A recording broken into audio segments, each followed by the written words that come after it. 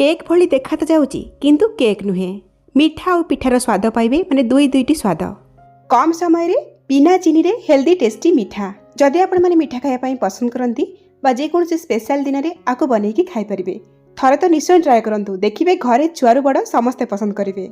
Video को पूरा देखंतु आशा करी कि आज रेसिपीटी आपण मानकु निश्चय पसंद आसीबो। वीडियो भल लगे लाइक करेंगे शेयर करेंगे चैनल रे जदि नुआ ताले प्लीज सब्सक्राइब करने फेसबुक पेज रे देखुतिले फॉलो तो निश्चय करेंगे। नमस्कार लता ओडिया किचन रे आपण समस्त को अनेक अनेक स्वागत। आज मिठा को बनवाई प्रथमे गोटे कड़े गरम करवा और कड़े गरम हो गला परे सेतरे 2 चामच दबा गुआ घी। ए रेसिपी पई गुआ घीर व्यवहार करेंगे। तेल तो दे पारिबे किंतु गुआ घी भल फ्लेवर और टेस्ट आसीबो। घी गरम हो गला परे एथिरे आमे मेजरिंग कप रे मापिकी 1.5 कप दबा सरू दाना वाला सुजी जहाँकि 225 ग्राम अच्छी। ए मिठार टेस्ट को आहुरी बढ़िया पाई एथिरे आमे नड़ियार व्यवहार करबा। एठी मु सेही समान मेजरिंग कप रे मापिकी आधा कप डेसिकेटेड कोकोनट बा सुखिला नड़िया पाउडर नेची। आपण चाहिले आधा कप फ्रेश नड़िया कोरा नहीं पारिबे। नड़िया को छोट छोट करी काटिकी ग्राइंडर जार देकी ग्राइंड करनेबे माने नड़िया को एकदम गुंड करिकी नेबे। एबे आमे फ्लेम को लो मीडियम रे रखिकी सुजी नड़िया को किछि समय भाजी नबा माने एथिरु भल वासना आसीबो और हल्का टिके कलर चेंज हो जिवो से पर्यंत आमे भाजीबा। अधिक पोड़िकिया को भाजीबेनी। सुजी नड़िया को टिके भाजिकी नबा द्वारा एरो टेस्टटा बहुत बढ़िया आसीबो। एठी देखंतु ये भल भाबरे भाजी हे गला टिके कलर चेंज हेची आठ अधिक डार्क करिवेनी। एडा ही एकदम परफेक्ट बास्ना भी बहुत बढ़िया आछि। ए स्टेज रे आमे कोन करबा ना ए जो सुजी नड़ियार भजा को गोटे जगह को बाहर करनबा। जेहेतु मिठा जिनस बनौची 2-3 पिंच एथरे पकेइबा लूण नेइथिले आमे 1.5 कप सुजी 1.5 कप सुजी पई 3 कप दबा एठी क्षीर। आपण चाहिले क्षीर सहित 2-3 चामच अमूल को मध्य एथरे देई परिबे टेस्ट को बढ़िया पाई। एबे आमे सुजी और क्षीर को भल भाबरे गोळेई नबा। जेहेतु सुजी हमर फुलिबो टिके नरम हवा पाई आमे कोन करबा ना आको कवर करिकी 10 रु 15 मिनिट पाई रेस्ट दबा। 15 मिनिट परे एठी सुजी भल भाबरे फुली जाईची माने जहाँ भी आमे क्षीर देथिले सुजी ताकू सोक करि नेची। आको साइड रे रखिबा जिबा नेक्स्ट स्टेप को। एपटे देखंतु मु नेची गोटे केक टिन। आपण माने केक टिन जगह रे जे कोनोसी एल्युमिनियम रो बा स्टील रो पात्र नै पारिबे।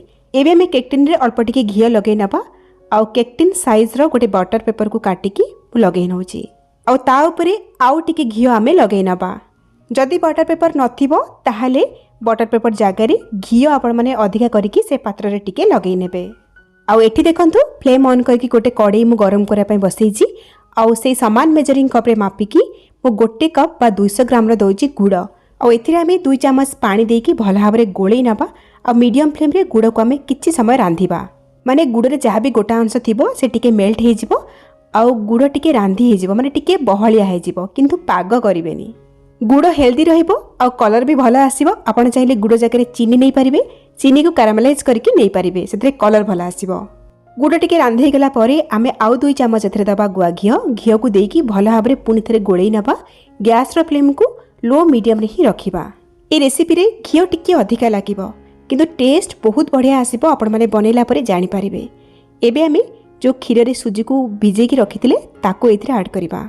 भल भाबरे गोळेई नबा फ्लेम को मीडियम रे ही रखिबा आउ गोळे गोळे आको गाढ़ा हला पर्यंत रांधिबा।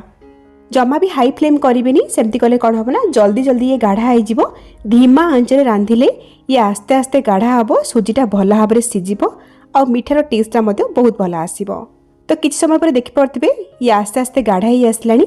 आमे आउ टिके आको गाढ़ा करिबा। जेतेबेले ये गाढ़ा है कि गोटे जगह रे गदा हला भली लागिबो आउ डो शेप को पळे आसीबो कड़ाई रो भी छाड़ी आसीबो जानिबे कि यह भल भाबरे सिझी गला। एमिति स्टेज को आसीगला परे एथिरे आमे किछि कटा हेतिबा ड्राई फ्रूट्स पकेइबा। एठी मु 2 चामच ग्रेट करी रखिथिबा काजू आउ आलमंड को पकेइछि।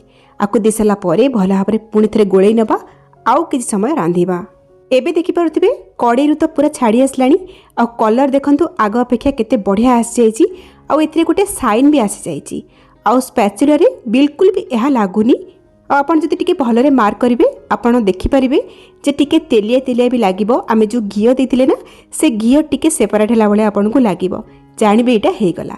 एबे आमे इथरे गोटे छोटो चामच गुजराती गुंड देकी भल भाबरे गोळेई नबा और गैस रो फ्लेम को ऑफ करिबा। सब बेले मन रखिबे घी टिके अधिका पकेइबे और आको टिके टाइम देकी रांधिबे ताहाले एहर टेस्टटा भल आसीबो।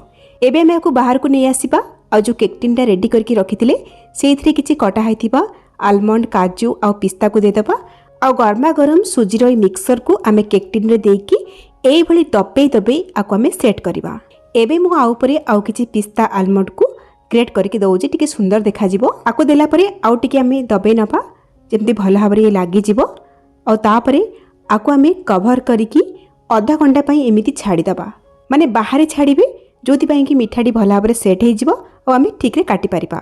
ଆପଣ ଚାହିଁଲେ କେକ୍ ଟିନ୍ ରୁମ୍ ଟେମ୍ପରେଚରକୁ ଆସିଲା ପରେ 15-20 ମିନିଟ୍ ପାଇଁ ଫ୍ରିଜ୍ରେ ମଧ୍ୟ ସେଟ୍ କରିପାରିବେ। ଅଧଘଣ୍ଟା ପରେ ଏଇଠି ମିଠା ପୁରାପୁରି ସେଟ୍ ହେଇଯାଇଛି, ଥଣ୍ଡା ହେଇଯାଇଛି ଆଉ ଟିକେ ଟାଇଟ୍ ବି ହେଇଯାଇଛି। ଏବେ ଗୋଟିଏ ପ୍ଲେଟ୍ ଆଉ ଉପରେ ରଖିକି ଆମେ ଆକୁ ଓଲଟେଇ ନେବା। ଆଉ ଦେଖନ୍ତୁ କେତେ ସୁନ୍ଦର ଭାବରେ ଆମର ଏଇ ମିଠାଟି କେକ୍ ଟିନ୍ରୁ ବାହାରି ଆସିଲା। ଏବେ ଆପଣମାନେ ନିଜ ପସନ୍ଦ ହିସାବରେ ମିଠାକୁ କାଟିକି ଖାଇପାରିବେ। ଆଉ ଏ ମିଠାକୁ ଫ୍ରିଜ୍ରେ ଆପଣମାନେ 1 ସପ୍ତାହ ପର୍ଯ୍ୟନ୍ତ ରଖିକି ଖାଇପାରିବେ। ଏଇଠି ଦେଖିପାରୁଥିବେ ମିଠା କେମିତି ଦେଖାଯାଉଛି, ଆର ଟେକ୍ସଚର ଦେଖନ୍ତୁ, ଦେଖିକି ଜାଣିପାରୁଥିବେ ଯେ ଏଇଟା କେତେ ପରଫେକ୍ଟ ତିଆରି ହେଇଥିବ ବୋଲି। ଖାଲି ଦେଖାଯାଉନି ଭଲ, ସ୍ୱାଦ ବି ବହୁତ ବଢ଼ିଆ ଥିଲା। ସୁଜି ନଡ଼ିଆର ଏଇ ଟେଷ୍ଟି ସହଜ ମିଠାକୁ ବନାନ୍ତୁ। କେମିତି ଲାଗିଲା ଆପଣଙ୍କ ଅନୁଭୂତି ମୋ ସହିତ ସେୟାର କରନ୍ତୁ। ତେବେ ଆଜି ପାଇଁ ରହୁଛି, ପୁଣି ଆସିବି ଆଉ ଗୋଟେ ନୂଆ ରେସିପି ନେଇକି। ସେ ପର୍ଯ୍ୟନ୍ତ ରହିଲି, ନମସ୍କାର, ବାଏ, ଜୟ ଜଗନ୍ନାଥ।